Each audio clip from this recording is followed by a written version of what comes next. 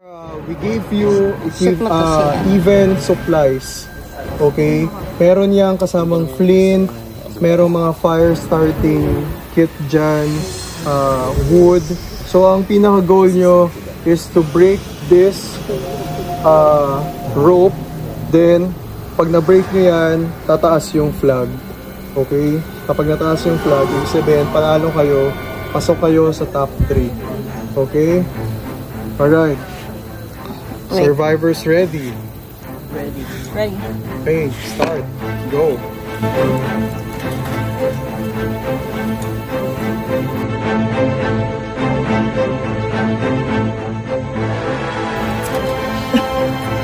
Okay, nag-start na si Maylene.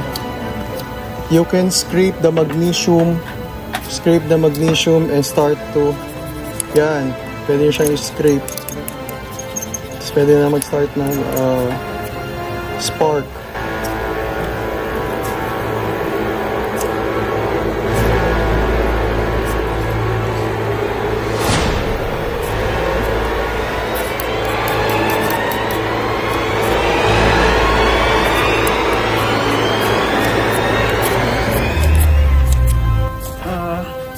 Mahirap pala ito.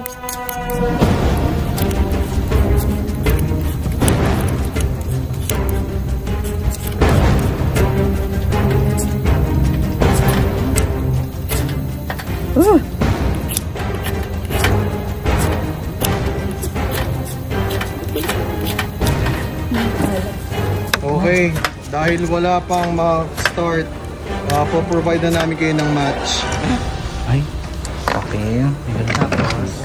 Okay, dyan na. Sir, wait lang. Do not open yet. Okay, survivors ready? Ready. Go.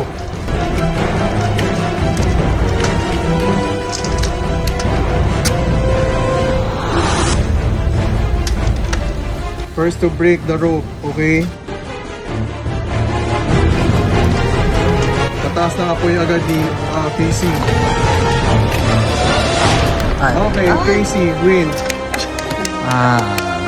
You know.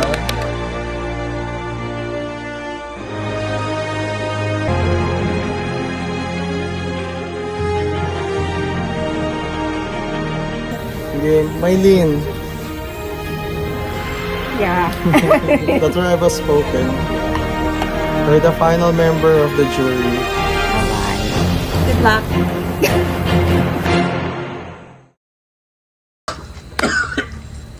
Congratulations, Casey, for winning the fire making challenge and making it as the last member of the top 3. Okay, then Maylene is the last member of the jury. Okay, let's start our final tribal council. Okay, so bibigyan ko kayo ng time para magsalita isa-isa kung paano nyo nilaro yung game. How you outwit, outplay, and outlast everyone, including this jury. Okay, let's start with Justin. Alam ko lahat kami dito newbies. Pero ako, I joined this one, I started this one. Na I didn't even watch even single episode of Survivor. Wala akong idea. So, yung naging ano ko, I don't know yung sinasabi yung destiny. Kasi I tried my best, pero nung the first, sa groupings pa lang until the last end, parang sa groupings, madikit yung laban. Unfortunately lang, mas nag-dominate kami at the end of the grouping challenge. Nung nang-merge na, kung pansin nyo, except sa last game na naka-immunity ako, pansin mo, I tried my very best lahat ng pero hindi ako nakakapag-immunity, hindi ako naging, kumbaga, consistent sa, naging, let's say, nasa, yung performance ko nasa middle lang. Ayun ko kung na-miss ko ba or pero never ako din na-vote. Parang wala akong naririnig na name ko since the last voting. Which is parang parang destiny ko na din until ma-reach ko yung last na game which nagka-immunity ako, and it just happened na yung game na yon Yun ang forte ko eh. Hindi siya, parang mind game siya, pero yun ang nagkataon. Kung yung sinasabi kong destiny, yung nag-save sa akin na last game, yun ang forte ko na game. Na I'm weak sa mga numbers, I'm weak sa mga puzzles, I'm weak sa ano. So, parang para sa akin yun. At saka, siguro kung akong naglaro doon, baka hindi ko yun makuha yung fire ano. So, parang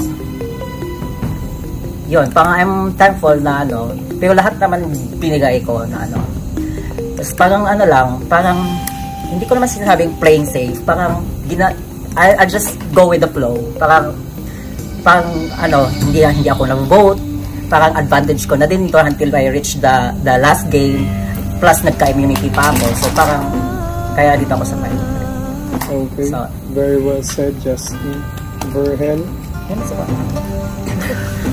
how is your gameplay on Survivor? How you outwit, outplay, and outlast everyone else? Sa akin, doon una, medyo doubt ako sa sarili ko. Kakayanin ko ba hanggang sa huli. Pero binigay ko yung yung best ko. Kahit na minsan naging kulela tayo pero humahabol. At nag-stick kami doon sa plan na yung sa alliance. So maganda, kaya yung kailangan talagang stick tayo dun sa plan natin. Kaya rin ako nakaabot dito. Thankful kay Justin. Tapos binigay ko yung best ko and thankful ako na nakarating ako sa top. Okay, Casey, can you tell us and the jury kung how you play the game and how you outwit, outplay, and outlast everyone else? Katulad doon sinabi ni Verhel, noong una, meron kasi kami alaya na kung sino yung mga iboboto namin, and then hanggang sa mag-merge na, nag-stick pa rin yun. Kaso, may dumating yung time na isa sa amin is na vote out na. Pero ako, naglaro ako just to enjoy. Hindi ako yung nagpapaka-competitive. Gusto ko lang na ma-enjoy yung laro, na kung paano siya laruin, kasi first time ko din na maglaro ng ganito. And kayo yung kasama ko. And masaya siya. May times na minsan hindi lang sa palakasan, sa patalinuhan, or sa kumbaga nasa diskarte mo kung paano mo siya laruin. Kumbaga parang nung una is napansin nyo merong mga kulelat, which is ako din kung nung unang mga game hindi ako nananalo, may panalo, may talo, pero ang sa akin lang is gusto ko i-enjoy yung laro.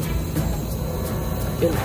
Okay, narinig na natin ang lahat ng gameplay ng top 3. So it's time for the jury to talk and ask questions for the top 3. Okay. Question for the... Okay, Kat.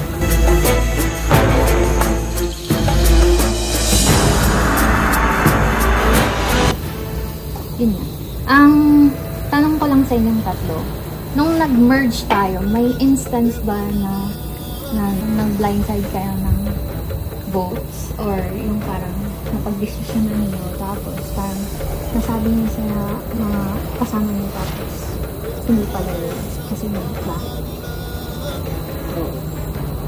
Ako, to be honest, nag-stick ako sa plan namin ni Rayan at saka ni Verhel until nagka-immunity to.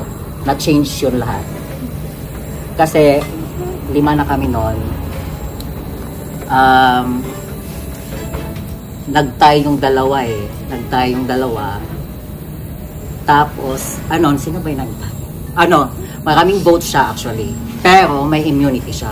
Sila na lang dalawa ang natira. So, yun, na-change yung plan ko. Alliance ko silang dalawa, but competition to eh. So, parang between two of them, mas nakikita naman natin lahat si Ryan. From the beginning, consistent siya na ano. So, kaya, yun, naging bang smart move ko na din siya. Kaya binoto ko. Sabi ko. Ikaw din. So, simula nung pag-merge ng ano, naging na kami sa alliance namin na since lamang kami doon sa kabilang side, like yellow. So, isa-isahin namin sila nga. So, stick kami hanggang sa huli. Tapos, nung kami na lang anim, ang from Ube, purple. So, kaming tatlo na riyan ang talagang nagano na tayong tatlo hanggang sa huli. Will be the last three till the last game. So, we stick to the plan. Okay, Casey? Yeah, I changed my vote at once. Just to like to avoid like if I stick with the current plan, they will gonna know that we have an alliance. That's why I changed my vote to other person. And one of my alliance knew my decision. Okay, thank you, Pat. Okay. Carla.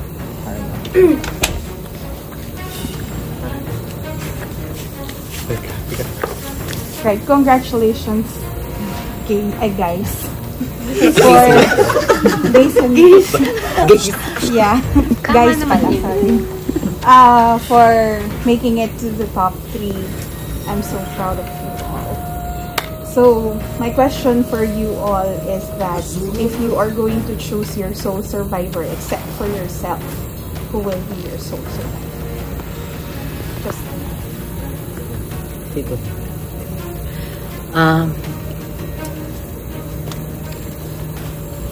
Obvious naman na ano, kasama ko sila, we're in the same group. I would choose, nasabi ko naman kanina na, Bern. So, kasama, natulungan naman niya yung, nakatulong naman siya yung pag-ain alliance namin until I reached this stage. So, how about you, Verhel? I'm still like sticking with the alliance, so I'm going with Justin. Okay. How about you? I will choose Justin because he chose to yung kanina dun sa letters na hindi niya tanggapin yung sa kanya para lang matanggapin yung sa lahat. Can I say about? Baka isipin nila na ano yung ginawa ko kanina sa auction na kumbaga tinitake advantage ko yung decision ko na ano ko hindi. Kasi iniisip ko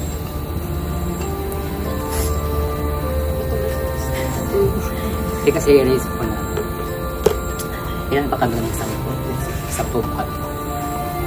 Ako lang ang makakabasa sa letter which ang dami nila na gustong kumbaga gustong mabasa yung letter na ano, kumbaga ako lang yung masaya kasi hindi ko naman kasi ang daming letter na hindi mababasa. So pero wala akong intention na pang tinitake advantage ko na hanggang kawaan niyo ako para sa next na ano hindi niyo ako i-deboto or whatever. Pero nakikita natin na masaya na ako nung nabasa nila yun. Nasusuko ka na. Thank you. Yun. Just clarify lahat, hindi ko yun. Decision ko talaga. Okay. Thank you. Next. Okay, thank you. Yeah. Sa top 3, congratulations. Deserve nyo naman yan. So, yan ang siguro magiging tanong ko is all throughout the game, I did my best. And then I carry the group. No, not carry the group. We did carry our group. So, like in general, like the purple versus yellow, and then the merge. And then, yeah. So, my question is, do you feel kinda threatened kaya nyo ba ako binote? Or there is something reason kung bakit nyo ako binote?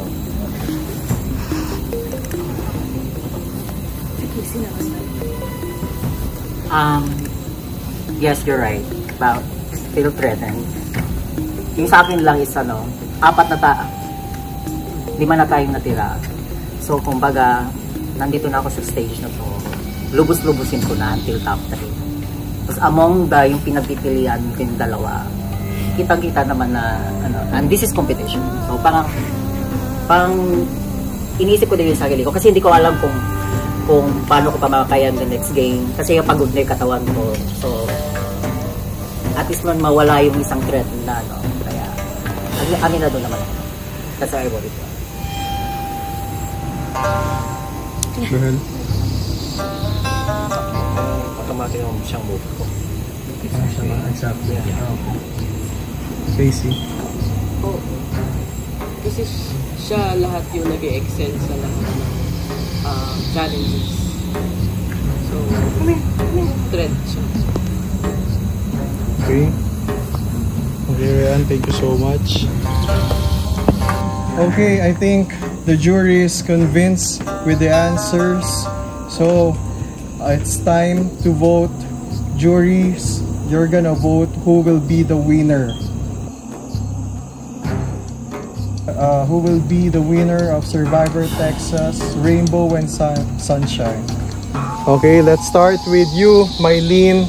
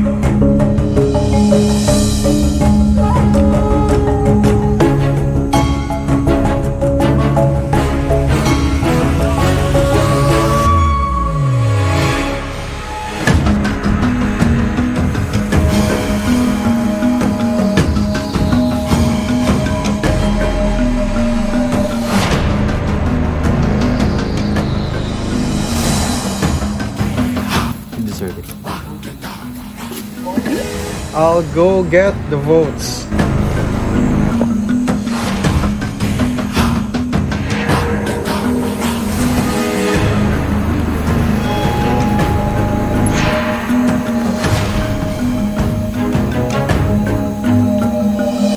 Alright guys, are you excited? Okay, I'll read the votes. Final 3 of 9. Ang nilalaman nitong boto na to ay ang panalo sa Survivor Texas Rainbow and Sunshine. First vote, Justin.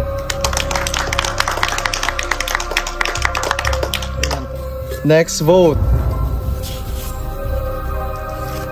Casey. 1 vote Justin, 1 vote Casey.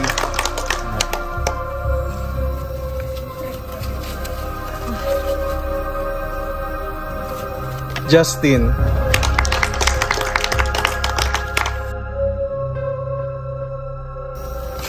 Justin.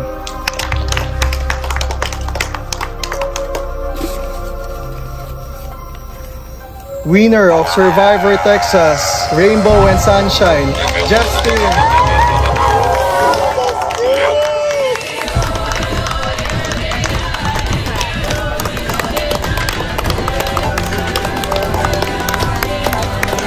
Na-manifest po mga kaibigan.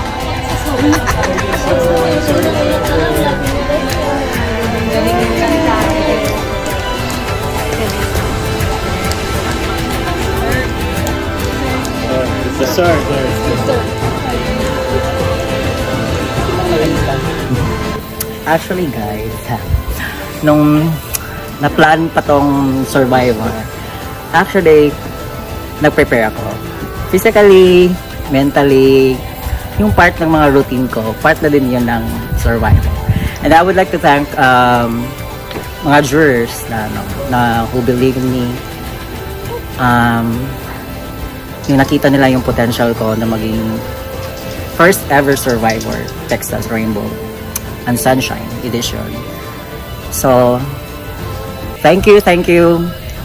Hindi ko rin expect, lalo na yung sa mga nagsabing akong mag-vote out una. Pero well, I'm here on the final stage and I'm your ultimate soul survivor. This is winner of Survivor Texas Rainbow and Sunshine, Justin.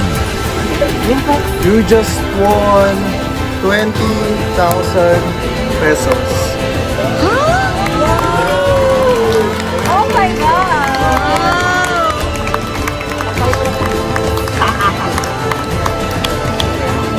Tapos na, group hug! Thank you guys. Congrats. Congrats. Congrats, Pinag-iyan.